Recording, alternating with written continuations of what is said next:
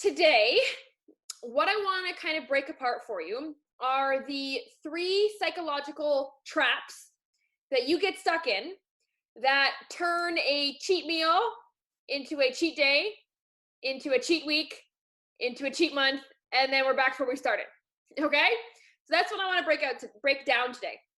Now, I want to break this down because I want to make sure that, when you're faced with the situations of, having cheat meals or cheat days or parties or food not going as planned, when you're faced with those situations, I want them to be either not as severe as they usually are or help you make them not as frequent. So that's my goal from going through this today, okay?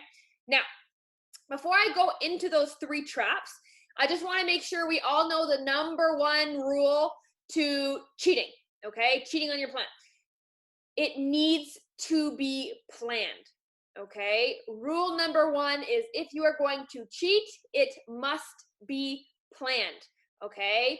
You shouldn't be going into the grocery store hungry and without a list, right? That never ends well. You end up with some weird stuff in your cart, right?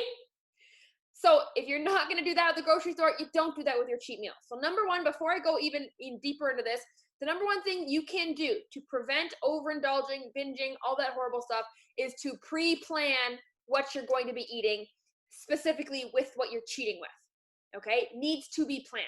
Now, next thing I just want to quickly touch on before I get into the 3 traps is I call it cheat, like a cheat meal, cheat day, whatever. I say cheat because that's the most common word. However, I personally like to call it like a free meal. Okay, when you have free meals, okay, it's more freedom off of the plan. Cheat insinuates that there's something bad. So even if you ladies listening call it a cheat day or a cheat meal, I would strongly encourage you to start using the word free meal or free. Okay, cheat insinuates that you're doing something bad.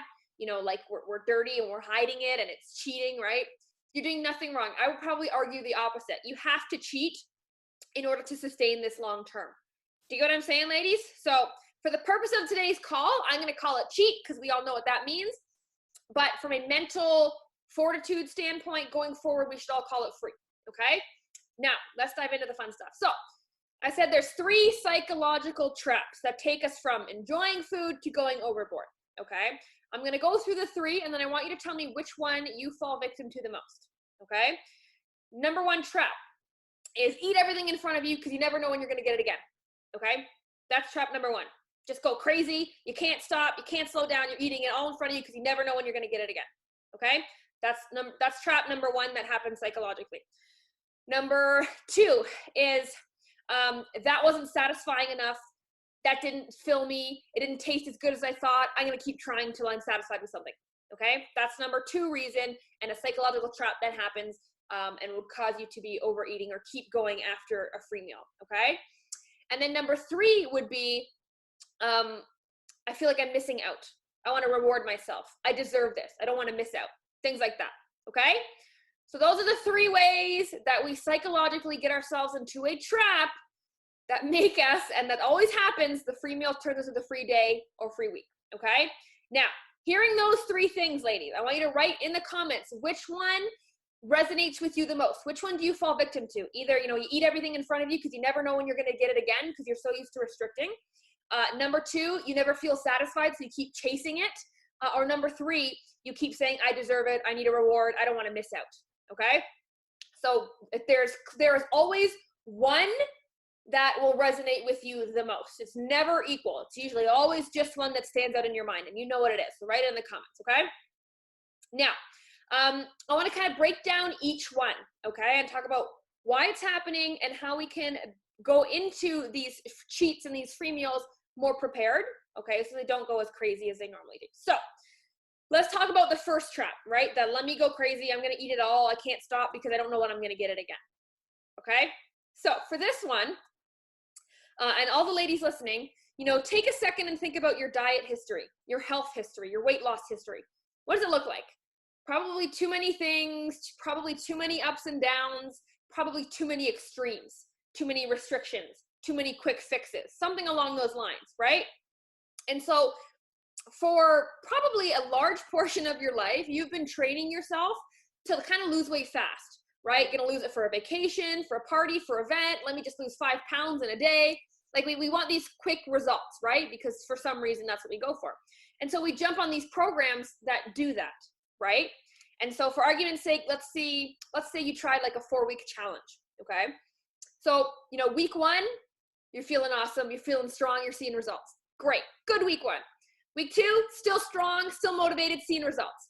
Week 3, little tempted, but the thought of only one more week can push you through week 3, right? Week 4 comes around, the beginning of week 4, you start kind of sweating a little bit. You're like, can't wait for it to be over.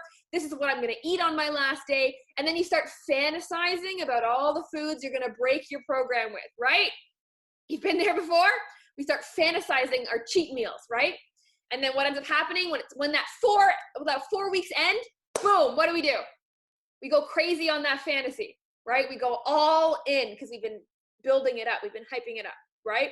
And so to some degree or another, you've had that experience in the past, right? Where we were strict for some reason. Then when the reason goes away, we go back to what we were doing and we overdo it a little bit. And then we kind of get stuck in that cycle, right? And so for as long as that's been happening, you have been programming like your DNA to do that, right? And so this is what it's like. Okay? So what happens when your hand touches the stove, ladies? You automatically jump up, right? You automatically jump away from the stove.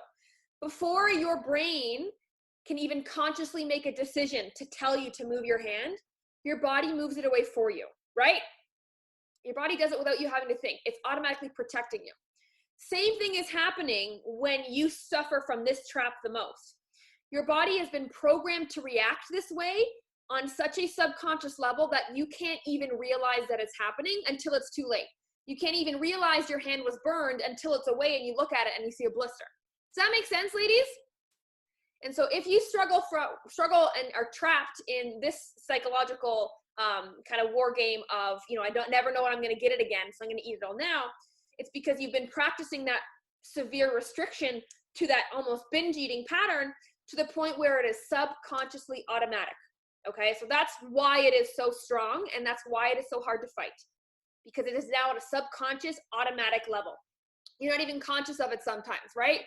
You don't even know why you can't stop sometimes, right? You start freaking out. You're like, what's wrong with me? Okay, let me just get it all in my mouth right now and then I'll stop. And then you see something else, right? You all have that to some degree, some more intense than other ladies. But that's kind of why it's happening, okay? Now, and it's almost like you're hibernating for winter, right? You're like, oh, I'm going to go restrict myself again. I got to get all the acorns in my mouth and go hibernate, right? So that's just what your body's been used to. So how do we kind of break that? How do we kind of get in front of that trap? Trap number 1 we're talking about. So now, when we're talking about things like this, right? Rule number 1 was plan, okay? If you always plan, you are like 99.99% going to be okay. You will survive it. You're not going to end up backwards if you always plan, okay? And it's like, if I gave you a pill and I said there is a 0.01% chance that if you take this pill, you will live forever. But there's also a 99.99% chance that you'll drop dead. Are you going to take the pill? Probably not. Well, we were not going to take our chances, right? So same thing with planning. 99.99% chance that it will go well if you plan. Now, what I want to talk about is the strategy to up the planning, okay? How do we make sure the planning goes according to plan? Because how many times have you planned and meal prepped or scheduled in your workouts, but when the time came, you just didn't do it, right? You had a plan, but for some reason we didn't follow through on the plan, right? So here's what we're missing. We're missing our intentions, okay? I'm a big fan on, don't hope for the best, prepare for the best, but you have to prepare with good intentions, or otherwise the time will come and you don't feel like it, right? Something else becomes more important. You forget all of that stuff. So dealing with the mindset and the trap of, I need to eat all of it in front of me. I never know when I'm going to get it again. That one, what you have to do is before your cheat meal, you have to come in with an intention. Okay, coming in with an intention breaks the subconscious cycle that's been going on, because now you're bringing the problem to your conscious mind. Does that make sense, ladies?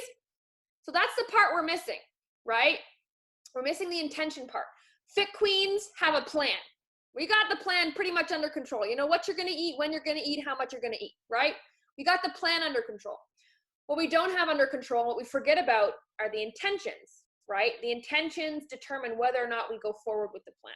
So in this case, before you would engage in a cheat meal or a free meal, right, where you're giving yourself a nice little break, okay?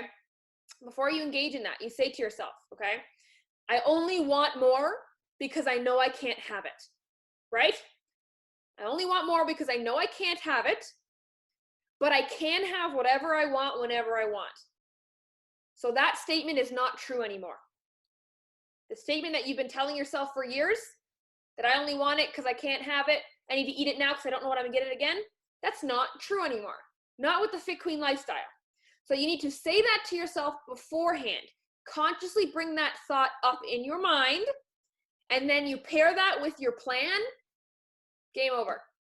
Game over. Makes it way easier. When's the last time before you had a free meal, before you had a little something off your plan, when's the last time you sat down, you went through your intentions in your head, then you went and ate it? Who's ever done that? No one really talks to themselves. They're just like, I want it now, right? I've been dreaming of you, right? So it's the intention before the plan, right? A lot of you ladies have got the plan down for the most part. You know, like what day you're going to do it, you know what time you're going to do it, you know how much generally you're going to have, and you kind of have this general routine, right? But we forget about the intention. Plans don't work if we don't work the plan.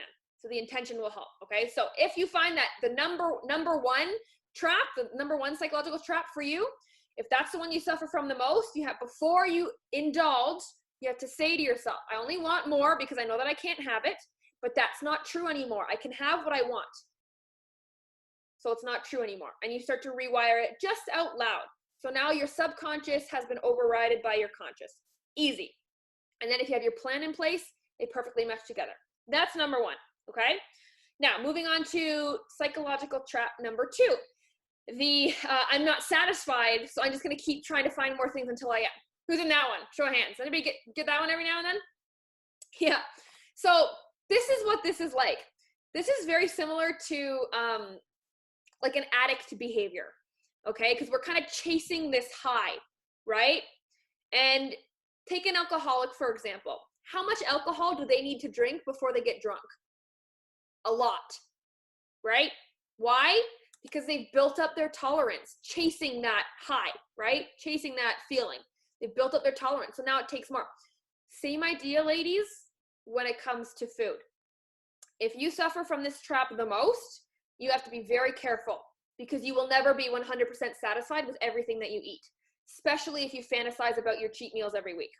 Okay, you're building it up and nothing can fulfill what you're building it up to be. So if you're constantly chasing a high, you will always be disappointed. And then guess what's going to happen? You're going to keep trying, and your tolerance gets higher and higher. And then you have a very bad relationship with food because you're looking food as an emotional fulfillment. It's no longer just fuel. Food is fuel. It is not a drug, right? It is meant to fuel us, to help us perform well, to help us feel good, right? So when we start chasing a high all the time, we get build up a tolerance to it, and then nothing satisfies you. And then that's when we get in a very dangerous area of disordered eating, like binging or purging, because we have this horrible feeling where we're never fulfilled with it. Does that make sense, ladies? So if that's what you're struggling with, you got to think about it like that, okay? So in the moment, same idea as trap number one. You have to set an intention beforehand. Just very quickly in your mind, bring your subconscious actions and thoughts and programming conscious. And then you can start to override it. And when you have that, when you match the beginning with the end, which is the plan, it gets completely fulfilled. So in this case, with trap number two, you have to sit down and you have to say to yourself, you know, food is fuel. It is not a drug. And I do not want the only source of joy in my life to come from food, right?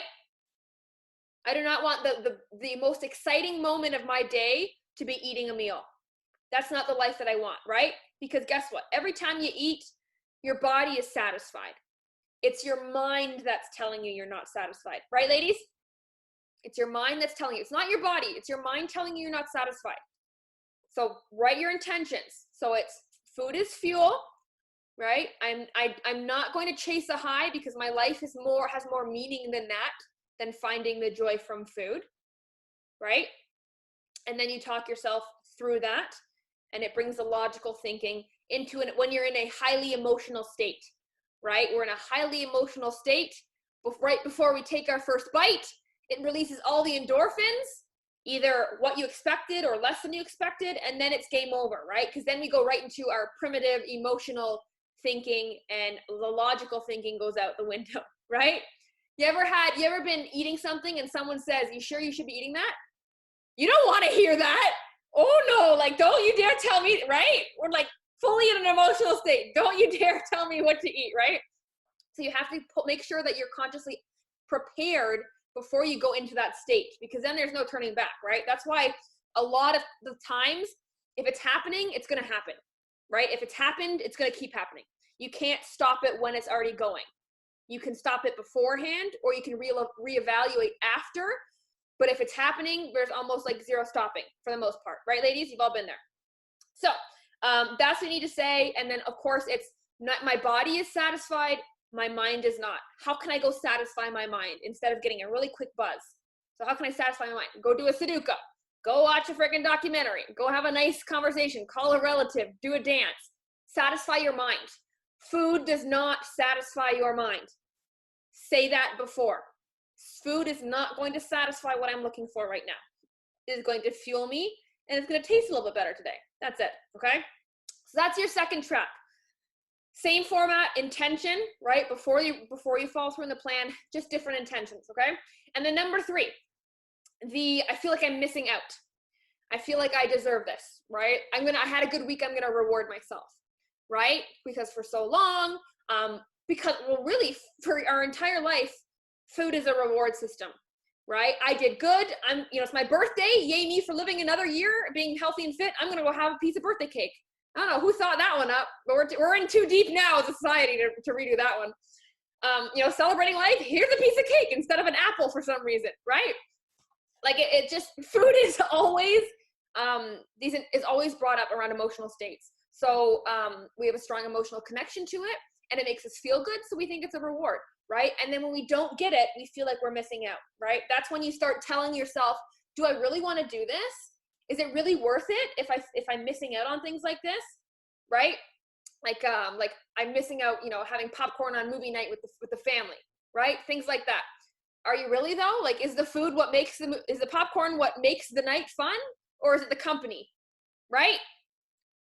It's crazy. It's an automatic thing that's been programmed into you since you were birthed. What was everybody super excited for at your first birthday?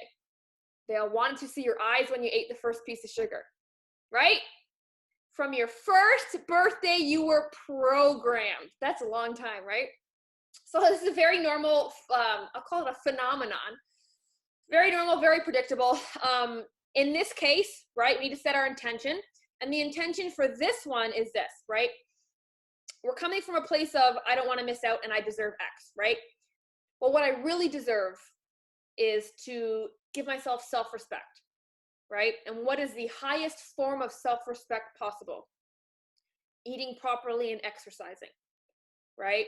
How can I give myself more self-respect? If you're trying to reward yourself, are you going to reward yourself by doing something negative for yourself or something positive, right? You want to give a positive feedback loop. So it's a matter of self-respect in this intention. So how can what's actually a healthy way to reward myself? Just say it out loud, set the intention. Food is not a reward. Food should not always be emotional, okay? It is fuel. Again, you can use that one as well.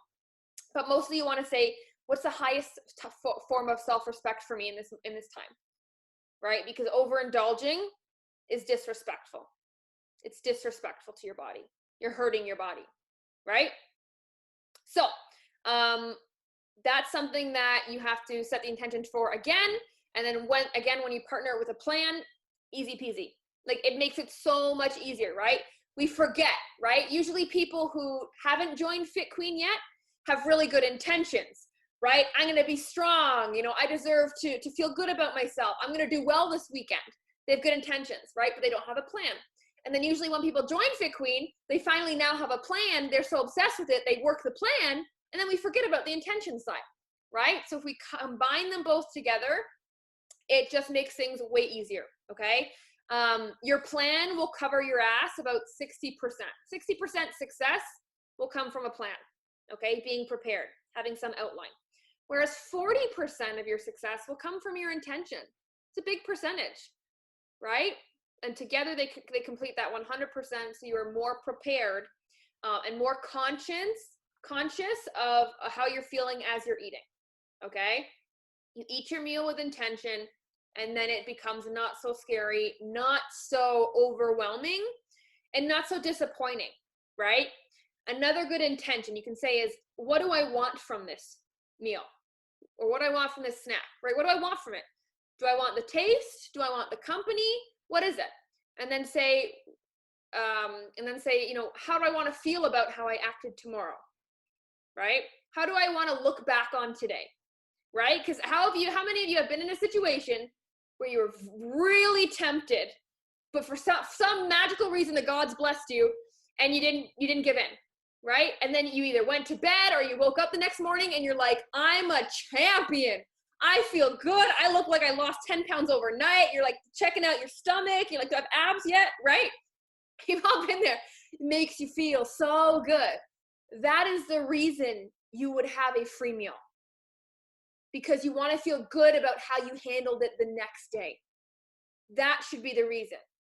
You still enjoyed yourself, but you showed yourself balance. You showed self-control, and you made yourself proud.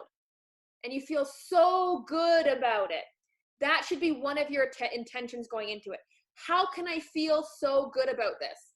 What would make me feel good when I'm done this, right? And especially if you suffer from number 2, you could say, what high could kind of replace the high I'm trying to get? And I don't know about you, but self-pride is very powerful, very satisfying for me. Definitely. So those are some things to keep in mind, ladies. What I would like you to do is take those 3 traps, okay? Make sure you know which one you suffer from the most. Really dive into kind of what are the thought processes that go into your mind right before you kind of have a blowout, right?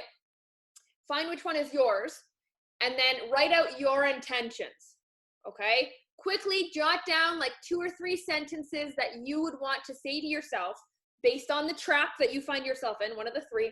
Write out your intentions, and then you can just keep it on the fridge. Post it on the fridge, and then before you're going to indulge, I'm not saying you need to indulge. I'm not saying you don't need to indulge, right? Whatever happens, happens. But you're upping your chances of success by having the plan plus the intentions. Very much so. And the more positive experience you can get, the stronger you get at that action. So the more likely you are to duplicate it in the future. That's all that this is. It is a numbers game. And in the beginning of your journey, the numbers are stacked against you. You have so much practice and so much data on the bad, negative side of things. Your numbers are stacked against you right now. So the more you can get in reps of the good stuff to try and compete with the bad data, you're laughing. It takes time to pile those numbers back up, but it's possible. And you got to be smart about it. You have to be smart, right? So what I want you to take away, ladies, is you're probably very good at planning by now, right? You have some idea. Now it's time to compare it with or add it in with the intentions. Does that sound good?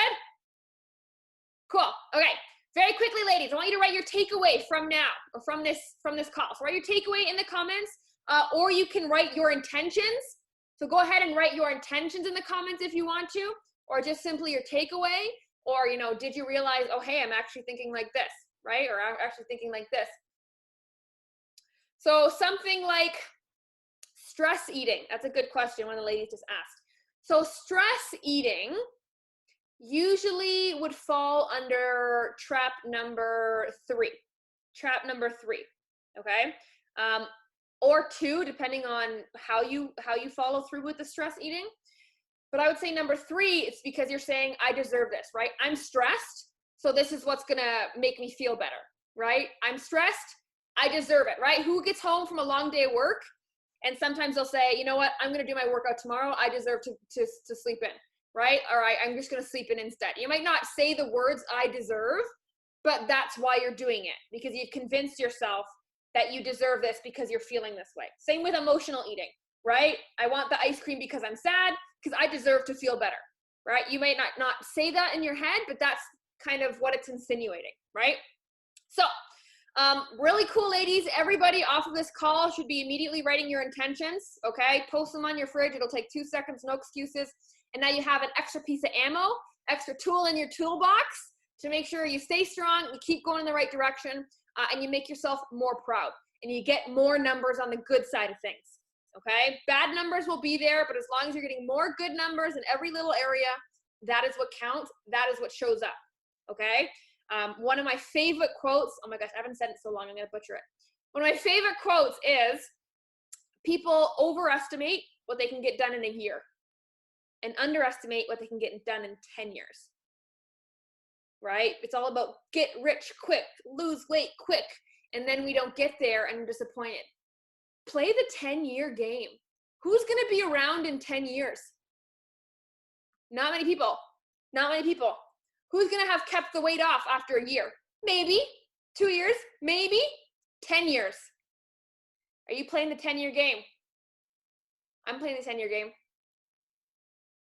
It's a lot slower, a lot less pressure, and you kind of feel like you're in a secret club because you're like, you don't even know. I'm in the 10 year. You're not going to be here. You're not going to be here. Who's going to be here in 10 years, right? So I will leave you with that thought, ladies. Thank you for joining me. Please write your intentions. Very important. Something so simple you can do and implement immediately. And you can say it every time, either when you feel like snacking, when you shouldn't, when you have cravings, when you know you shouldn't, or before your planned cheat meal. Okay, ladies? Enjoy your night. Thank you for listening to me ramble on. I love you, ladies.